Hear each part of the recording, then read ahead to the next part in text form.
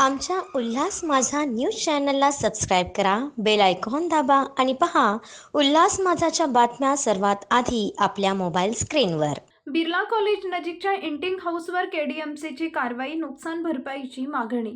कल्याण 1995 साली युती सरकारच्या काळात सुरू करण्यात आलेले झुणका भाकर केंद्र ही योजना बंद झाल्याने बंद पडली. त्या ठिकाणी कल्याण डोंबिवली महापालिका इटिंग हाऊस सुरू करण्यास परवानगी दिली. आता त्या संस्थेकडून मालमत्ता कराची थकबाकी महापालिकेनं वसूल केली. त्याच इटिंग हाऊसवर हातोडा चालवण्यात आलाय. त्यामुळे महापालिकेनं नुकसान भरपाईचा त्याच जागेवर इटिंग हाऊस सुरू करून द्यावी अशी मागणी संस्थेच्या वतीनं करण्यात आली आहे. 1995 साली युती सरकारने झुणका भाकर केंद्र चालवण्यास निर्मल सेवा महिला संस्थेस दिले होते. प्रत्येकी झुणका भाकर पोटी ₹1 अनुदान संस्थेला कल्याण तहसीलदाराकडून मिळत होते. योजना बंद झाल्याने अनुदान बंद झाले. हे केंद्र इटिंग हाऊस करून चालवण्यास महापालिकेकडे संस्थेच्या अध्यक्षा नीरजा मिश्रा यांनी परवानगी मागितली. महापालिकेने त्यांना परवानगी दिली. 2011 पासून त्यांनी रीतसर मालमत्ता कर महापालिकेस भरलाय. त्यानंतरच्या देखील मार्च 2024 पर्यंतची मालमत्ता कराची थकबाकी रक्कम महापालिकेने संस्थेकडून वसूल केली आहे.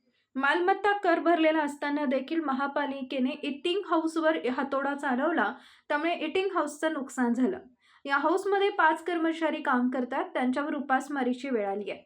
महापालिकेने कारवाईची नोटीस संस्था अध्यक्षांना न देता त्या ठिकाणी काम करणाऱ्या चंद्रिका पुजारी या महिलेस दिली. त्यानंतर पाडकामाची कारवाई केली आहे.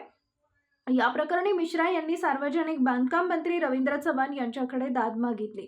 त्यानंतर त्यांनी महापालिका आयुक्तांची भेट घेतली. आता आयुक्तांनी मालमत्ता विभागाच्या उपायुक्तांकडे जाण्यास सांगितलंय. झालेले नुकसान भरपाई करून पुनर्बांधणी करून द्यावी अशी मागणी मिश्रा यांनी महापालिका प्रशासनाकडे केली आहे. निर्मल सेवा महिला संस्थाची अध्यक्ष नीरजा मिश्रा मी बोलती आहे. माझी एक इटिंग हाऊस म्हणून कॅन्टीन होती बिर्ला कॉलेजच्या गेटवर, ज्याच्या 2024 मार्चपर्यंतचा भाडा नगरपालिकाने घेतलं. सगळे पेपर ब वॉर्डला दाखवूनसुद्धा 26 तारखेला 24 तासाची नोटीस देऊन या ब वॉर्डच्या अधिकाऱ्यांनी माझा काही ना ऐकता ते उद्ध्वस्त केलं आहे. त्याच्यामध्ये माझा सर्व सामान सकट नुकसान झालं आहे. मी महानगरपालिकांकडे आज मागणी केली आहे की माझी भरपाई म्हणून त्याच जागावर माझी कॅन्टीन परत बांधून द्यावी आणि इटिंग हाऊस म्हणून मला परत ते कंटिन्यू करायला द्यावं परवानगी, अशी माझी मागणी आज मी परत आयुक्तांकडे मांडली.